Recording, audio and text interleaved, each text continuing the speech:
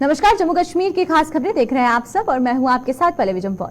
तो चलिए शुरुआत करते हैं जम्मू कश्मीर की खास खबरों की। सबसे पहले सोरनकोट की बात करें तो सोरनकोट से एक मामला सामने आया जहां पर यह बताया जा रहा है कि आपसी विवाद के चलते ये जो पूरा मामला है ये उत्पन्न हुआ है और सोरनकोट में सेना के जवानों का आपसी विवाद का मामला सामने आया, जिसके बाद से हेलीकॉप्टर से घायल 3 जवानों को उधमपुर रेफर कर दिया गया है और साथ ही साथ सेना अस्पताल उधमपुर में जवानों का इलाज चल रहा है। हालांकि बात करें स्थानीय पुलिस की तो स्थानीय पुलिस ने पूरे मामले की तहकीकात को शुरू कर दिया है। क्या कुछ कारण है इसके पीछे, अब पूरी इन्वेस्टिगेशन की जा रही है, जिसकी वजह से ये जो पूरा विवाद है ये सामने आया और इस पर अब बात करना बहुत जरूरी है। इसमें इन्वेस्टिगेशन जो है वो बिठाई गई है क्योंकि इस तरीके से आपसी विवाद का जब मामला सामने आया तो घायल जो लोग थे जिनको जरूरत थी यहाँ पर इलाज की, उन्हें फटाफट से हेलीकॉप्टर से घायल 3 जवानों को उधमपुर में अब पहुंचाया गया है, जहां पर सेना अस्पताल उधमपुर में उनका इलाज चल रहा है। इसके पीछे कारण क्या कुछ बताए जा रहे हैं, क्योंकि जो बाकी पुलिस है उनका ये कहना है कि अब वो तहकीकात करना शुरू कर दी है उन्होंने। साथ ही साथ जो बाकी जवान वहां पर मौजूद थे जिन्होंने ये पूरा विवाद देखा, क्या उनसे इस पूरे विवाद को लेकर क्या कुछ चीजें निकलकर सामने आई है वो जानना भी बहुत ज्यादा जरूरी है। साथ ही साथ ये भी देखना है कि जो सेना अस्पताल में उनका इलाज चल रहा है इसको किस तरीके से प्रायोरिटी बेसिस पर रखा गया है और साथ ही साथ जो विवाद हुआ उसके कारण क्या कुछ बताए जा रहे हैं, क्योंकि इन्वेस्टिगेशन होना इस पर जरूरी है। और इन्वेस्टिगेशन को लेकर क्या एक टीम का गठन किया गया और टीम किन चीजों पर, किन पहलुओं पर अब यहाँ पर इन्वेस्टिगेशन कर रही है, सब सवाल यहाँ पर खड़े होते हुए नजर आ रहे हैं। तो तमाम जानकारी के लिए हमारे साथ हमारे संवाददाता कुछ ही देर में जुड़ने वाले हैं, जिनसे कि हम जानेंगे कि आखिरकार सोरनकोट में ये जो सेना के जवानों के बीच में आपसी विवाद हुआ है इसके बाद से अब आगे घटना की और मामले की जांच को लेकर पुलिस जोरों शोरों पर लगी है और स्थानीय पुलिस द्वारा तहकीकात की जा रही है कि किस तरीके से इस मामले में आगे जाके इन्वेस्टिगेशन होगी और इन्वेस्टिगेशन के साथ इन चीजों का पता लगाया जाएगा, क्योंकि बहुत जरूरी है कि क्या कुछ कारण था इसके पीछे का। ये जो विवाद उत्पन्न हुआ, ये जो मामला सामने आया, इसके पीछे क्या कारण है उनके बारे में चर्चा करना बहुत जरूरी है। तो चलिए आइए, तमाम जानकारी के लिए हमारे साथ हमारे संवाददाता जमशीद यहाँ पर जुड़ चुके हैं। तो जमशीद से जानते, जमशीद आपसे इस पूरे मामले के बारे में एक बार जानना चाहेंगे कि आखिरकार ये मामला जो है वो किस तरीके से सामने आया। बजे के आसपास पुंछ के 156 टीए बटालियन के अंदर ये मामला तकरीबन सुबह 5 बजे के आसपास सामने आया। जवानों के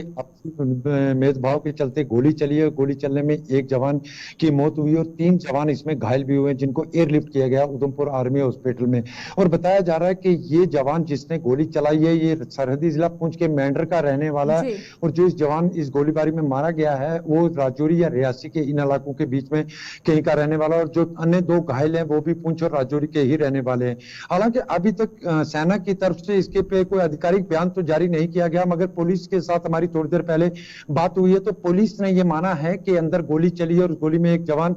मारा गया और 3 जिगर जख्मी हुए। और ये भी हमारे जो सोर्सेज हैं जिनसे ये खबर सामने आ रही है कि जिस जवान ने ये गोली चलाई है उसने अपने आप को भी गोली मारी है, जिसमें ये भी घायल है। मगर अभी तक इसकी भी पुष्टि नहीं हो पाई है कि क्या वो जवान भी इसमें घायल है जिसने फायरिंग की है या नहीं की है। मगर जिस जवान के मारे जाने की खबर सामने आ रही है वो कालाकोट के इलाके का या रियासी के किसी इलाके का रहने वाला, ये खबर जरूर सामने आ रही है। मगर गोली चलाने वाले जवान की शनाख्त जरूर हो चुकी है, वो मेंढर के पुंछ के रहने वाला है। जी पल्लवी। जी बिल्कुल, आपसे जमशीद ये जानना चाहेंगे, पुलिस इसको लेकर इन्वेस्टिगेशन कर रही है तो जो बाकी वहां पर जवान मौजूद थे क्या उनके द्वारा किसी तरीके से कोई भी लीड दी गई पुलिस वालों को कि क्यों ये मामला सामने आया, क्या कारण थे इसके पीछे के? बिल्कुल, अगर पहले पुलिस की हम बात करें तो थोड़ी देर पहले जब पुलिस हमारी बात हुई तो पुलिस को अभी तक ये मामला नहीं सौंपा गया, ना ही कोई एप्लीकेशन सेना की तरफ से अभी तक पुलिस को दी गई है। मगर पुलिस की तरफ से इन्वेस्टिगेशन अपने लेवल पर जरूर शुरू कर दी गई, क्योंकि उससे पहले बड़े अधिकारिक जो सेना के थे वो वहां पहुंचे हुए मामले की छानबीन कर रहे हैं और थोड़ी देर बाद ये पूरी तरह मामला क्लियर हो जाएगा जब पुलिस के पास ये मामला पहुंचेगा। क्योंकि ये जो मामला सुबह पेश आया उसके बाद फौरी जो घायल थे पहले उनको उधमपुर एयरलिफ्ट किया गया और उसके बाद पुलिस से अभी तक, जिस तरह मैं कह रहा हूँ, थोड़ी देर पहले ही पुलिस से हमारी बात हुई तो पुलिस के पास अभी तक ये मामला पूरी तरह आधिकारिक तौर पर नहीं पहुंचा, मगर पुलिस की तरफ से इसकी इन्वेस्टिगेशन जरूर शुरू कर दी गई है। थोड़ी देर बाद जिस तरह मैं बता रहा हूं कि सेना के अधिकारी वहां पहुंचे हुए हैं, उनकी छानबीन के बाद ये मामला पुलिस को सौंपा जाएगा और उसके बाद पूरी तरह ये मामला साफ हो जाएगा कि क्यों उस कारण जवान ने अंदर कैंप के अंदर फायरिंग की है, जिसमें एक जवान की जान गई है और 3 जवान घायल भी हुए हैं। पल्लवी। बिल्कुल जमशीद, एक आखिरी सवाल आपसे मेरा ये रहेगा कि जिन जवानों को उधमपुर रेफर किया गया है उनका इलाज वहां पर किस तरीके से चल रहा है, क्या वहां पर भी कोई जवान मौजूद हैं, बाकी आर्मी के जो पर्सोनल्स है वहां पर हैं और पुलिस भी वहां पर तैनात की गई है? पलवे बिल्कुल, जिस तरह ये कहा गया कि इसमें 3 जवान घायल हैं, मगर जो हमारे सूत्र वो हमें खबर दे रहे हैं इसमें एक जवान की हालत अभी भी काफी तशवीशनाक बताई जा रही है कि उसकी हालत खतरे से बाहर नहीं है, बल्कि 2 लोगों की, जिस तरह बताया जा रहा है कि 2 जवानों की हालत खतरे से जरूर बाहर है, मगर एक जवान अभी जिसकी हालत काफी तशवीशनाक बनी हुई है। उसके बाद जिस तरह मैं बता रहा हूँ कि फौरी इनको एयरलिफ्ट किया गया और उधमपुर के अंदर है अभी तक आधिकारिक तौर पर पूरी तरह इसके ये कहना कि जवानों की हालत कैसी है या जवान किस कारण ये गोली चली, ये कहना काफी मुश्किल होगा, क्योंकि सेना की तरफ से अभी तक आधिकारिक बयान कोई जारी नहीं किया गया और न ही पुलिस के पास अभी तक इसकी कोई पूरी डिटेल पूरी तरह है कि क्या कारण रहे गोली चलने के। जिस तरह ये कह रहा हूं कि एक की मौत जरूर हुई है और दूसरे की हालत काफी तशवीशनाक बताई जा रही है, अन्य 2 भी जिसमें शामिल है उनकी हालत खतरे से बाहर बता रही जाए, मगर ये खबर जो हमारे पास है अभी तक सिर्फ सोर्सेज के हवाले से पूरी तरह खबर आ रही है। जी चलिए, बहुत बहुत शुक्रिया आपका जमशीद तमाम जानकारी देने के लिए इस खबर पर। तो ये थे हमारे साथ हमारे संवाददाता जमशीद, और वहीं पर हमें देखने को ये मिल रहा है कि सोरेन कोर्ट से ये जो मामला सामने आया है, इसके बाद से अब देखना ये है कि आगे इन्वेस्टिगेशन किस तरीके से की जाती है। तो चलिए आप बात करते हैं, हम लोग जम्मू की बात करें तो जम्मू से कुछ ऐसे मामले सामने आ रहे हैं जम्मू डिवीजन के, जहां पर मूर्ति खंडित करने को जो मामले थे वो आ रहे थे सामने, जिसको लेकर अब जितने भी सियासी दल हैं उनके बयान सामने आ रहे हैं, क्योंकि कल भी महानपुर के बाद अब डोडा में जब मूर्ति तोड़ने का मामला, मूर्ति को खंडित करने का मामला सामने आया, तो जिसको लेकर आज राष्ट्रीय बजरंग दल जम्मू ने विरोध प्रदर्शन शुरू कर दिया है और उनका साफ कहना है कि मूर्ति तोड़ने की घटना को लेकर, इसको लेकर इन्वेस्टिगेशन जल्द से जल्द हो और इस पर कदम जल्द से जल्द उठाए जाएं, क्योंकि अगर ऐसा नहीं किया जाता है तो ये मामला और बढ़ सकता है, प्रदर्शनों का सिलसिला और तेज हो सकता है, क्योंकि जिस तरीके के मामले पिछले 2 महीने की बात करें तो ये चौथा ऐसा मामला सामने आया। इसकी शुरुआत सिद्धरा से हुई थी और उसके बाद हमें डोडा में देखने को मिला, और इसके बाद बात करें बासुकीनाग मंदिर की तो वहां पर भी मूर्तियों को खंडित किया गया। फिर कठुआ के महानपुर से मामला सामने आया और उसके बाद अगर आज बात करते हैं तो आज देखने को ये मिल रहा है कि प्रदर्शनों का सिलसिला जारी है, क्योंकि कल डोडा से इसी तरीके से मामला सामने आया था और डोडा के मरमत इलाके से जब मामला सामने आया तो अब लोगों में भारी रोष देखने को मिल रहा है। तो चलिए आइए तमाम जानकारी के लिए रितिका हमारे साथ यहाँ पर जुड़ चुकी हैं, तो रितिका से जानते हैं। रितिका, आपसे पहले ये जानना चाहेंगे कि आज प्रदर्शन किया जा रहा है, क्योंकि पिछले 2 महीनों में ये चौथा ऐसा मामला है जो सामने आया है जहां पे मूर्तियों को खंडित किया गया, लेकिन पुलिस द्वारा FIR लॉन्च की जाती है लेकिन इन्वेस्टिगेशन नहीं की जाती। तो इसको लेकर बजरंग दल का क्या कुछ कहना है, क्या मांगे जो है वो की जा रही है?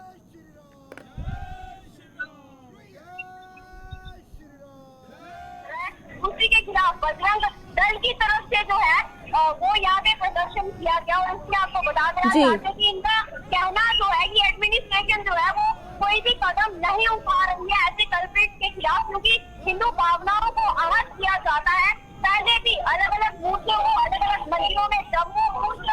श्रीनगर, अलग अलग जगहों से सफाई खंडित किए जाने का कार्य चल रहा था और आज दोबारा से बजरंग दल जो है वो सड़कों पे उन्होंने एडमिनिस्ट्रेशन का पुतला भी जलाया है। एडमिनिस्ट्रेशन के खिलाफ जो है नारेबाजी कर रहे हैं और कह रहे हैं कि जो भी दोषी है उनके खिलाफ कार्रवाई चाहिए, सिर्फ FIR नहीं चाहिए। बिल्कुल रितिका, आपसे ये भी जानना चाहेंगे कि FIR जो है वो लॉन्च की जा रही है लेकिन इन्वेस्टिगेशन इस पर नहीं की जा रही है, तो पॉलिटिकल पार्टीज सामने आ रहे हैं और प्रोटेस्ट करती हुई नजर आ रही है। तो क्या बजरंग दल के साथ स्थानीय लोगों की भी यही मांग है कि इन सब चीजों में जो इंसिडेंट्स सामने आ रहे हैं पिछले 2 महीनों से, उन पर रोक लगनी चाहिए और इन्वेस्टिगेशन के तौर पर कड़ा कदम उठाना चाहिए? जी, आपको बता दें कि FIR तो हर बार लगा दी जाती है। जी बिल्कुल, में जब हंगामा हुआ था उस वक्त भी FIR लगा के सबको शामिल करेंगे, FIR के बाद भी जो उसके दोषी है वो नहीं पकड़े जाते, इसी के चलते पॉलिटिक्स की जाती है और जो सजा के पात्र है उन्हें सजा नहीं दी जाती। इसलिए बजरंग दल के द्वारा तमाम कार्यकर्ता वो लोगों की सड़कों पे आज बैठे हुए हैं और एडमिनिस्ट्रेशन का पुतला भी जला रहे हैं और उनके खिलाफ हाय हाय के नारे भी जो है सड़क पे सबके सामने लगा रहे हैं। जी चलिए, बहुत बहुत शुक्रिया रितिका तमाम जानकारी देने के लिए इस पूरी खबर पर। तो ये थी हमारे साथ हमारे संवाददाता रितिका, और वहीं पर हमें देखने को ये मिल रहा है कि बजरंग दल द्वारा जो प्रदर्शन है वो किया जा रहा है, और प्रदर्शन के साथ साथ उनका साफ कहना है कि मूर्ति खंडित करने के जो मामले सामने आ रहे हैं उस पर रोक लगना बहुत ज्यादा जरूरी है। तो चलिए अब सांबा की तरफ चलते हैं और सांबा की खबर से आपको रूबरू करवाते हैं, जहां पर सांबा पुलिस ने नशा तस्करों के खिलाफ अब फिर एक बार बड़ा अभियान शुरू कर दिया है, जहां पर एक नशा तस्कर को दबोचा गया है और तस्कर से पुलिस ने अब मादक पदार्थ को बरामद भी किया है। साथ ही साथ बात करें पुलिस की, तो पुलिस ने चकमंगा गुजरात से एक तस्कर को गिरफ्तार किया और इससे मादक पदार्थ को भी दबोचा गया। और इसी के साथ अगर बात करें जिस तरीके से ये पूरे मामले बढ़ते जा रहे हैं, नशा तस्करी हो चाहे पशु तस्करी हो, तेजी से मामले सामने आ रहे हैं, लेकिन सांबा पुलिस इन दोनों चीजों पर नकेल कसती हुई नजर आ रही है। बड़े अभियान बड़ी तादाद में चलाए जा रहे हैं और उसी के साथ साथ अभियान में जो सफलता है वो भी मिलती हुई नजर आ रही है, क्योंकि सांबा पुलिस को आज फिर एक बार सफलता हाथ लगी है, जहां पे पुलिस ने एक नशा तस्कर को दबोचा है और तस्कर के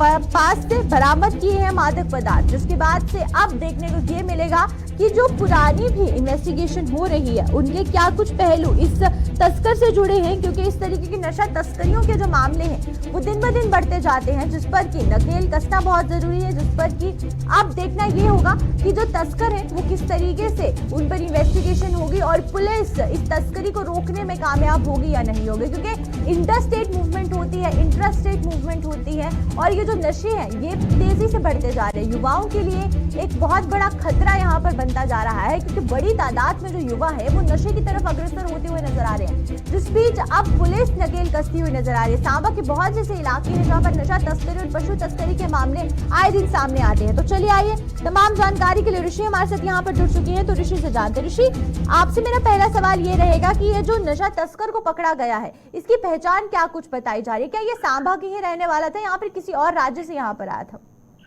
देखिए, आपको बता दें कि जिस नशा तस्कर को लेकर आप बात कर रहे हैं, सांबा के चकमंगा गुजरा इलाके का रहने वाला है और ये विशेष समुदाय से ताल्लुक रखता है और इसकी उम्र भी बताई जा रही है कि लगभग 16 से 17 साल के बीच में है। तो आप अंदाजा लगा सकते हैं कि हम चकमंगा गुजरा इलाके की बात कर रहे हैं, मनोर गोपाला इलाके की बात कर रहे हैं, या फिर तमाम ऐसे एरियाज हैं जो हॉटस्पॉट है, रेड जोन एरियाज है, यहाँ पर लगातार इलीगल एक्टिविटीज होती हैं। और आप अंदाजा लगा सकते हैं कि एक युवा से लेके एक बड़ी उम्र के व्यक्ति की भी बात करें तो यहाँ के कुछ ऐसे लोग हैं जो इस तरह की इलीगल एक्टिविटीज को अंजाम देने की कोशिश करते हैं और जो ड्रग्स, हीरोइन, चिट्टा, जो नशीले पदार्थ है इसको सप्लाई भी करते हैं और बताया जाता है कि यहाँ इन इलाकों में बाहर से लाया भी जाता है ये तमाम नशीले जितने भी पदार्थ हैं। तो इसी को लेकर पुलिस ने इस युवक को धर दबोचा है। उसके पास से कुछ क्वांटिटी बताई जा रही है कि रिकवर हुई है हीरोइन, चिट्टा, ड्रग्स की। अब देखना ये है कि क्या कुछ कार्रवाई होती है। हालांकि पुलिस ने एनडीपीएस एक्ट के तहत ही ये पूरी कार्रवाई करनी है, लेकिन कहीं ना कहीं ये जो युवा पीढ़ी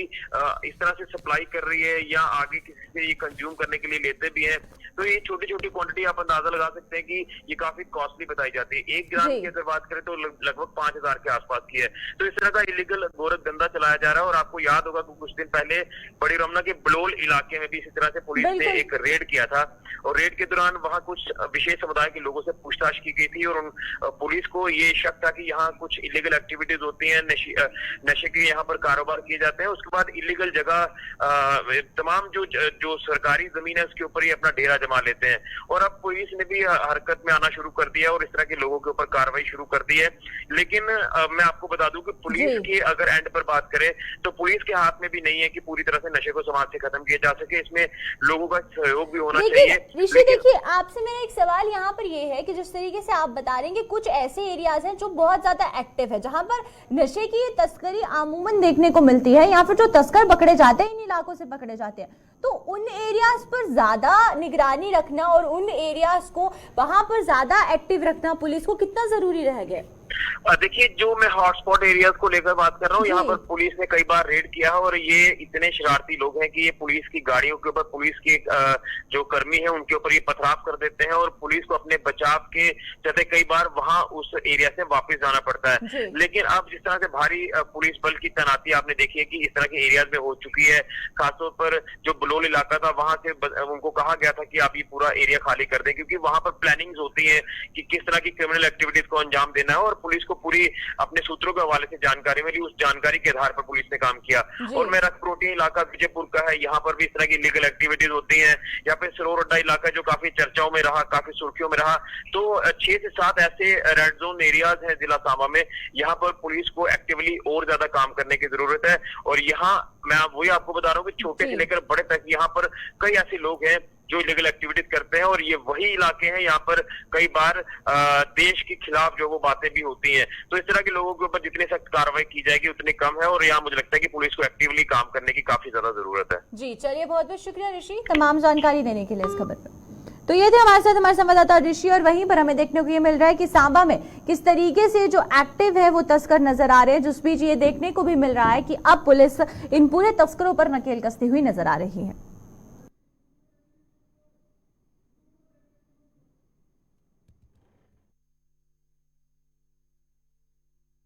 तो चलिए अब सांबा के बाद उधमपुर की तरफ चलते हैं। उधमपुर में देखने को ये मिल रहा है कि कूड़ेदान में पूरा शहर तब्दील होता हुआ नजर आ रहा है, क्योंकि कूड़ेदान के लिए पूरे तरीके से जो व्यवस्था है वो नजर नहीं आ रही है। और आपको बताएं कि 10 दिनों से कस्बे में सफाई नहीं हुई है, और कारण क्या बताया जा रहा है, इसके पीछे अभी तक सिर्फ ये बताया जा रहा है कि एमसी के अध्यक्ष ने अपने पद से इस्तीफा दे दिया है, जिसकी वजह से पिछले 10 दिन से पूरे एरिया में सफाई ही नहीं हुई है। और कूड़े के निस्तारीकरण को लेकर कोई व्यवस्था नहीं है कि किस तरीके से डंप किया जाएगा कूड़े में, और उस कूड़े को किस तरीके से आगे डिस्पोज ऑफ किया जाएगा, इसको लेकर कोई व्यवस्था नहीं है। और पिछले 10 दिन से सफाई नहीं हुई, जिसको लेकर ये बताया जा रहा है कि जो एमसी है, एमसी के अध्यक्ष हैं, उन्होंने इस्तीफा दिया है, जिसकी वजह से ये 10 दिनों से जो कस्बा है वो गंदगी में जूझ रहा है, और गंदगी में लोगों को रहने में मजबूर होना पड़ रहा है, क्योंकि एमसी के अध्यक्ष ने अपने पद से इस्तीफा दे दिया। और इसको लेकर यहाँ पर साफ लापरवाही भी देखने को मिल रही है, क्योंकि म्युनिसिपल कॉर्पोरेशन द्वारा कोई भी काम यहाँ करवाया नहीं जा रहा है। और जिस तरीके से 10 दिनों का जो कचरा है शहर का वो साफ देखने को मिल रहा है, बड़े बड़े ढेर लगे हो रहे हैं, और बड़े बड़े ढेर जो है वो कूड़े के देखने को भी मिल रहे हैं। इसी के साथ 10 दिनों में जब सफाई नहीं होगी तो क्या तस्वीरें सामने आ रही हैं, उससे आपको रूबरू करवा दें। आपको दिखा दें कि किस तरीके से जो तस्वीरें हैं वो सामने आ रही है उधमपुर से। उधमपुर के शहर की बात करें तो कूड़ेदान में जो ये शहर है ये तब्दील हो गया है, और इस बीच बड़े बड़े ढेर जो है वो कूड़े के नजर आ रहे हैं। और साथ ही साथ कूड़ेदान में जब उधमपुर कस्बा तब्दील होता हुआ नजर आ रहा है तो 10 दिनों से जो सफाई है वो नहीं हुई है, और सफाई ना होने की वजह से आप तस्वीरें देख सकते हैं साफ टीवी स्क्रीन पर कि किस तरीके से जो गाड़ियां हैं वो खड़ी हुई है। और रीजन ये बताया जा रहा है कि जो एमसी का अध्यक्ष है उसने अपने पद से इस्तीफा दे दिया है, और यहाँ पर पिछले 10 दिन से सफाई ना होने के कारण पूरा कस्बा कूड़े में तब्दील हो गया है, और जो गाड़ियां हैं वो भी कूड़े से भरी हुई दिखाई दे रही है। और कूड़े के निस्तारीकरण को लेकर कोई भी यहाँ पर पॉलिसी नहीं है, कोई प्लान नहीं है कि किस तरीके से कूड़े को डिस्पोज ऑफ किया जाएगा, क्योंकि ये एक बहुत बड़ा यहाँ पर सबसे बड़ा लैक यहाँ देखने को ये मिल रहा है कि जब शहर के बीचों बीच कूड़े के बड़े बड़े ढेर लगे हुए हैं, इसको डंप करने की जगह नहीं है, इसको डिस्पोज ऑफ करने की जो तरीका है, जो प्लान है वो नहीं है, जिसकी वजह से बीमारियां भी फैल सकती हैं, लोगों को परेशानी आ रही है, आवारा पशु जो है वो बीमार हो सकते हैं। तो यहाँ पर प्रॉब्लम की सॉल्यूशन कहीं पर भी नजर नहीं आ रहा। लेकिन पिछले 10 दिन से सफाई ना होने की वजह से, क्योंकि बरसात का मौसम है, बीमारियां ज्यादा बढ़ती हैं इस मौसम में, जहां पर अगर सफाई नहीं होगी तो जो आगे पीछे लोग रहते हैं, जहां पर कूड़े के ढेर हैं, जहां पर ये डंप किया जाता है कूड़ा, उनको बीमारियों का खतरा और बढ़ता जाएगा। और बीमारियों के खतरे के बढ़ने की वजह से यहाँ पर आने वाले समय में ज्यादा परेशानी होगी। और साथ ही साथ बात करें उधमपुर कस्बे की, तो जिस तरीके से तस्वीरें आप अपनी टीवी स्क्रीन पर साफ देख सकते हैं कि बरसात के मौसम में अगर बारिश पड़ती है तो ज्यादा बीमारियां एक्टिव रहती है, चाहे वो डायरिया हो, चाहे वो मलेरिया हो, टाइफाइड हो, इस तरीके की बीमारियां बहुत ज्यादा एक्टिव रहती है मानसून सीजन में। तो इसी तरीके से ये जो बीमारियां हैं ये गंदगी से ही उत्पन्न होती है। गंदगी के उत्पन्न होने की वजह से परेशानी यहाँ पर ये होती है कि जो आम लोग हैं, खासकर जहां पर दुकानें हैं और लोग जो मार्केट प्लेसेस हैं जहां पर क्राउड ज्यादा रहता है, वहां पर इस तरीके के अगर ढेर लगे रहेंगे तो एक तो शहर की जो छवि है वो भी खराब होगी, और दूसरी तरफ जो बीमारियां हैं वो भी उत्पन्न होने का खतरा देखने को मिलेगा। और इसी के साथ आपको ये भी बता दें कि 10 दिन से जब सफाई नहीं हुई है तो सफाई ना होने की वजह से जो परेशानियां हैं उससे लोगों को दो चार होना पड़ रहा है। और कारण सिर्फ इतना सा बताया जा रहा है कि एमसी के अध्यक्ष ने अपने पद से इस्तीफा दे दिया है और पद से इस्तीफा देने के बावजूद भी अभी तक कोई कदम यहाँ क्यों नहीं उठाया गया, म्युनिसिपल कॉर्पोरेशन क्या काम कर रही है, ये एक बहुत बड़ा सवाल है। तो चलिए आइए, तमाम जानकारी के लिए किशोर हमारे साथ यहाँ जुड़ चुके हैं, तो किशोर से जानते हैं। किशोर, आपसे ये जानना चाहेंगे कि कूड़ेदान में यहाँ देखने को मिल रहा है कि पूरा शहर जो है वो कूड़ेदान में तब्दील होता हुआ नजर आ रहा है और यहाँ कोई प्लान नहीं बनाया जा रहा कि ये जो डंप है इसे किस तरीके से डिस्पोज ऑफ किया जाए। तो क्या म्युनिसिपल काउंसिल इस पूरे मामले को लेकर क्या कुछ कर रही है? बिल्कुल, देखिए पल्लवी, हमने कुछ दिन पहले आपको साफ तौर पर ये दिखाया था कि इसमें हमने साफ तौर पर देखा था कि जो उधमपुर शहर था पूरी तरह से जो है गंदगी के ढेरों में तब्दील हो चुका था। लेकिन आज उधमपुर से एक बड़ी खबर जो आ रही है, जो म्युनिसिपलिटी के जो चेयरमैन थे उनकी तरफ से जो है इस्तीफा दे दिया गया है। लेकिन कहीं ना कहीं हमने कल ये साफ तौर पर देखा था कि यहाँ पे जो म्युनिसिपलिटी के चेयरमैन है उनकी तरफ से जब बैठक और एक मीटिंग बुलाई जाती है, जो प्रशासन के जो अधिकारी हैं उस मीटिंग में नहीं आते हैं। लेकिन उनकी तरफ से ये कहा जा रहा था कि जो भी सरकारी अधिकारी हैं उनकी तरफ से मेरी सुनी नहीं जाती। जब मैं मीटिंग बुलाता तो उनकी तरफ से कोई भी मीटिंग जो है वो अटेंड नहीं की जाती। तो उसके चलते आज जो उनकी तरफ से इस्तीफा जो वाइस चेयरमैन है उनको दे दिया गया है। लेकिन आपको ये बता दूं कि अभी ये पूरी तरह से स्पष्ट नहीं हो पाया है कि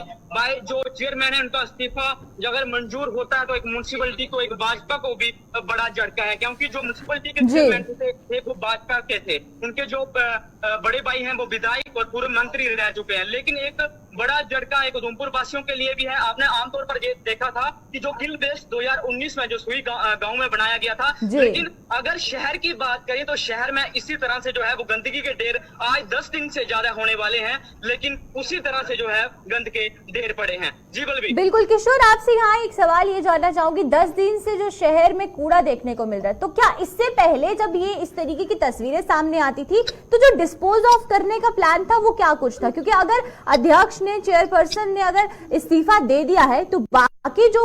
मेंबर्स हैं वो काम करते हैं, वो एक्टिवली पार्टिसिपेट करते हैं, तो उनका कोई इसको लेकर कोई प्लान नहीं है कि कूड़े को किस तरीके से डिस्पोज ऑफ किया जाए?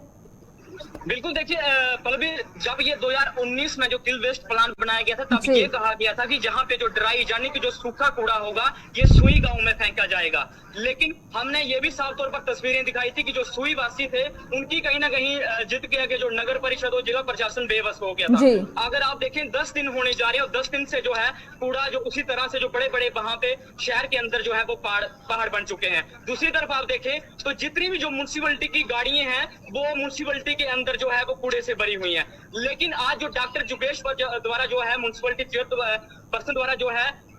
जो इस्तीफा दिया गया है, लेकिन उसमें 3 चीजें उनकी तरफ से इस्तीफा में जरूर लिखी हैं। उनकी तरफ से ये कहा गया है जो सरकारी अधिकारी हैं, जो सीवरेज का यानी कि जो यूईडी का जहाँ पे काम चल रहा है, उनकी तरफ से जब भी कोई मीटिंग बुलाई जाती है वहां पे जो सरकारी अधिकारी हैं वहां पे नहीं आते हैं। लेकिन उनकी कहीं ना कहीं सुनी नहीं जा रही थी। अगर जो नगर परिषद के जो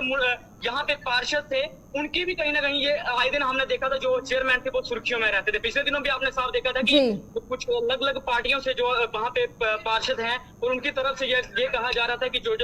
चेयरमैन हैं वो हमारी सुनते नहीं हैं। लेकिन ये हमने कुछ दिन पहले ये सुना था कि जो नगर परिषद के जो पार्षद थे उनकी तरफ से जो 7 पार्षद थे अलग अलग पार्टियों से वो इस्तीफा देने जा रहे थे। लेकिन आज डॉक्टर जुगेश पर जो ये भाजपा के ही थे, चेयरमैन थे, लेकिन उनकी तरफ से ये इस्तीफा दिया है। काफी इस वक्त उधमपुर शहर की मैं बात करूं तो अगर इनका इस्तीफा माना जाता है तो एक शहर के लिए काफी नुकसान भी होने जा रहा है, क्योंकि आप साफ तौर पर देखा कि जिस तरह से हर दौर पे आपने देखा था कि जिला प्रशासन और नगर परिषद विकल्प ढूंढ रहा था कि इस गंद को कहीं न कहीं वहां पे फेंका जाए। लेकिन 10 दिन होने जा रहे हैं। आज ये अभी बात दिलचस्प होने वाली बात यह है कि अगर इनका जो इस्तीफा माना जाता है तो कहीं ना कहीं एक म्युनिसिपलिटी जो उधमपुर है वो बंद भी हो सकती है। जी चलिए, बहुत बहुत शुक्रिया किशोर तमाम जानकारी देने के लिए आपका इस खबर पर। तो ये थे हमारे साथ हमारे संवाददाता किशोर, और वहीं पर हमें देखने को ये मिल रहा है कि आप तस्वीरें साफ देख सकते हैं कि उधमपुर में जो शहर है वो पूरा कूड़ेदान में तब्दील होता हुआ नजर आ रहा है। तो चलिए अब उधमपुर के बाद डोडा की तरफ चलते हैं और डोडा से जो खबर आ रही है उसको रूबरू करवा दें। जिस तरीके से मौसम खराब है उसकी वजह से काफी परेशानी है उसे 2-4 होना पड़ रहा है, क्योंकि दूसरे दिन में चिनाब वैली में बारिश का सिलसिला जारी है और लगातार बारिश से चिनाब वैली में किसानों में खुशी की लहर भी दौड़ती हुई नजर है, जहां पर आम लोगों को परेशानियों का सामना करना पड़ रहा है। लेकिन वहीं पर किसानों का ये कहना है कि उनकी फसलों के लिए ये बारिश काफी ज्यादा कारगर साबित होगी और बारिश से चिनाब वैली में गर्मी जो पड़ रही थी उससे राहत मिली है। और डोडा की तस्वीरें क्या कुछ आ रही हैं उससे भी आपको रूबरू करवा दें, क्योंकि गर्मी से अब निजात मिलता हुआ लोगों को नजर आ रहा है। लेकिन वहीं पर बात करते हैं तो कुछ परेशानियों से भी दो चार होना पड़ रहा है। लेकिन किसान वर्ग की बात करें तो किसान वर्ग का ये कहना है कि जो बारिश हो रही है इससे उन्हें काफी ज्यादा फायदा पहुंचेगा, उनकी जो फसलें हैं उन्हें काफी ज्यादा फायदा पहुंचेगा और ये जरूरी भी थी। मानसून का आगाज होने के बाद से अब किसानों के लिए अगर ये लगातार बारिश पड़ती है तो इससे काफी ज्यादा फायदा होगा। लेकिन वहीं पर जो लोग नदी नालों के पास रहते हैं, चिनाब दरिया के पास जो लोग रहते हैं, उन्हें ये कहा गया है, एडवाइजरी जारी की गई है कि वो उससे दूर रहे। तो चलिए आइए तमाम जानकारी के लिए वसीम हमारे साथ यहाँ जुड़ चुके हैं, तो वसीम से जानते हैं। वसीम, आपसे ये जानना चाहेंगे कि जिस तरीके से मानसून सीजन शुरू हो गया है तो किसानों का इसको लेकर क्या कुछ कहना है, ये बारिश उनके लिए कितनी हद तक कारगर साबित होगी? बिल्कुल पल्लवी, देखिए कल से हम देख रहे हैं कि बारिशों का सिलसिला लगातार जारी है। अगर पिछले दिनों की बात करें, पिछले दिनों में हम देख रहे थे कि गर्मी काफी ज्यादा देखने को मिल रही थी। अब कहीं ना कहीं लोगों ने राहत की सांस लिया। हम देख रहे हैं कि पूरे जम्मू कश्मीर के अंदर इस वक्त बारिश हो रही है और इसमें बड़ी खबर ये सामने निकल के आ रही है कि जो हमारी बटोत किश्तवाड़ नेशनल हाईवे 244 है वो ओपन है। कहीं पे भी इस तरह की खबर हमारे पास अभी नहीं आई है, कोई भी लैंडस्लाइड कहीं पे नहीं आई है। और एडमिनिस्ट्रेशन की तरफ से यही बताया गया है कि बिला वजह आप सफर मत कीजिए। अगर आपको कहीं बड़ा सफर करना है तो कंट्रोल रूम जो भी पीसीआर है वहां पे आप कॉन्टेक्ट पहले कर सकते हैं, क्योंकि हम कह रहे थे कि लैंडस्लाइड भी जब भी बारिश होती है, इस तरह की बारिश जब होती है, तेज बारिश जब गिरती है उसके बाद जो है लैंडस्लाइड का काफी ज्यादा खतरा रहता है। आपने हाल ही में देखा होगा जो हमारा ठाठे का इलाका है वहां पे किस तरह से जो बादल फटा था, उसके बाद किस तरह का माहौल वहां पे बना था। मगर हम किसानों की, जिस तरह से आपने बताया कि किसानों का क्या कहना है, पिछले दिनों हम देख रहे थे कि काफी ज्यादा ड्राई जो जमीन दिख रही थी उसके बाद ही जो है बारिशों का सिलसिला जब काफी तेजी से पड़ रही है यहाँ पे बारिशों का सिलसिला जब जारी हुआ उसके बाद लोगों ने कहीं ना कहीं राहत की सांस ली है। काफी ज्यादा परेशान वो लोग थे जिन लोगों ने फसलें लगाई हुई थी, उनको काफी ज्यादा दिक्कतों का सामना करना पड़ रहा था। मगर आप देख सकते हैं इस वक्त भी बारिश किस तरह से डोडा के अंदर पड़ रही है। जो हमारे हिली एरिया है वहां से भी इस तरह की खबर सामने निकल के आ रही है कि बारिश काफी तेजी से पड़ रही है और कहीं ना कहीं लोगों ने इससे राहत की सांस ली है। जी चलिए, बहुत बहुत शुक्रिया वसीम तमाम जानकारी देने के लिए इस खबर पर। तो ये थे हमारे साथ हमारे संवाददाता वसीम, और वहीं पर आप डोडा की तस्वीरें साफ देख सकते हैं कि किस तरीके से मौसम का जो मिजाज है वो बदलता हुआ नजर आ रहा है, जहां पर स्थानीय लोगों के साथ साथ किसानों में भी खुशी की लहर दौड़ रही है।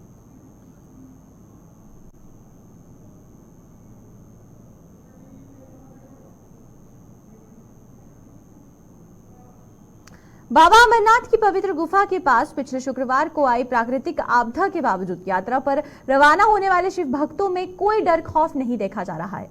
जम्मू में श्री अमरनाथ जी की यात्रा के भगवती नगर स्थित आधार शिविर में शिव भक्तों का उत्साह देखते ही बन रहा है और भगवती नगर आधार शिविर से कश्मीर के लिए रवाना हुए श्रद्धालुओं ने बाबा बर्फानी का जयकारा लगाते हुए कहा कि सभी की यात्रा कुशल मंगल होने के साथ साथ देश दुनिया में सुख शांति बनी रहे और यहीं पर भोलेनाथ से भी प्रार्थना करते हुए नजर आ रहे। वहीं पर उन्होंने सुरक्षा व्यवस्था को लेकर कहा कि श्रद्धालुओं की सुविधा के लिए यहाँ पर हर प्रकार के इंतजाम किए गए हैं।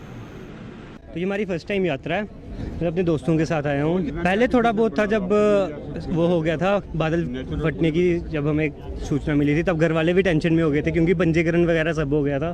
पर उसके बाद फिर आप ही के माध्यम से पता लगा कि यात्रा वापस लागू कर दी हुई है, तो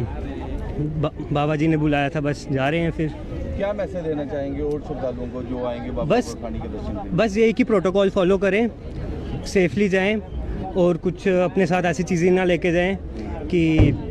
उधर जाके उनको ही परेशानी हो,